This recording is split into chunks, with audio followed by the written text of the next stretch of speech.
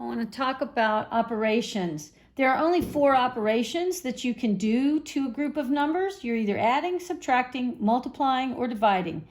And in some of the GED problems, you'll end up having at least 2 of these things you need to do within a question.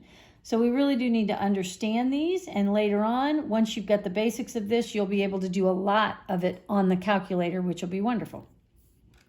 But right now I want to do subtraction. So I've got 482 minus 208. So our big problem right here is that I cannot take the 8 away from the 2, which is up above it. So, but I have plenty, if we think of this as money, I've got plenty of money. I got $482 and I want to give away $208. So I got plenty of money. So when I'm up here at the 2, I need to look to the left of the 2, and there is an 8. Well, that's representing not just 8 single ones, but it's 8 groups of 10. So I'm going to take one of those away, leaving the number 7 behind.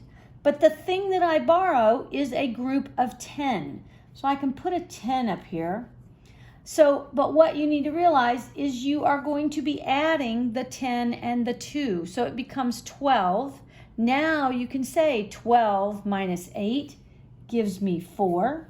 And then you go back and you move to the next column. And now I'm looking at 7 minus the 0, which is underneath it. And I get 7. And then I've got a 4, taking away the 2, and I have a 2 left. So pay careful attention. If I was to estimate this, I could have said I've got almost 500. 482 is very close to 500, taking away 200. And 500 minus 200 is 300. And so my number of 274 is in that ballpark. So I have done it correctly.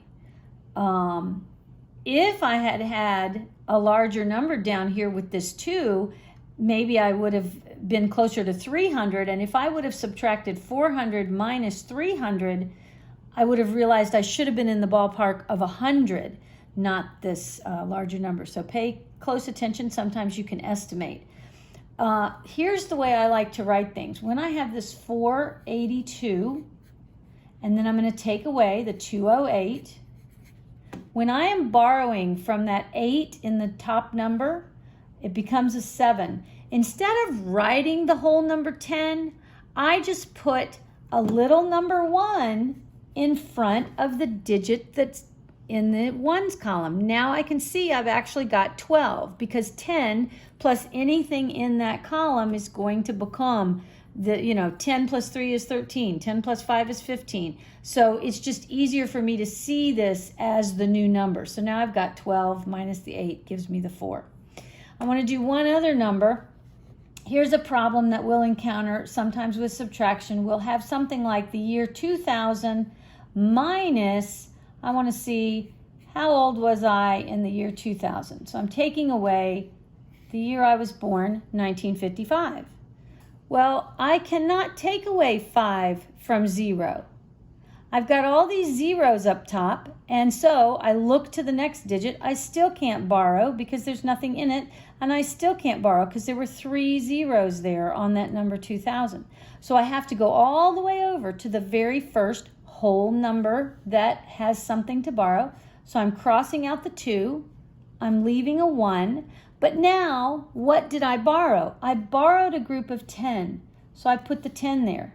Now I can borrow from that 10, which is going to leave a 9, and bring 10 over to the next digit. But then I don't want the 10 there. I need to borrow again. So I'm leaving a 9 up top, and finally my last 0 is a 10. And now I can start the subtraction. 10 minus 5 is 5.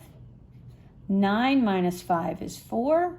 9 minus 9 is nothing, and 1 minus 1 is nothing. So in the year 2000, I was 45.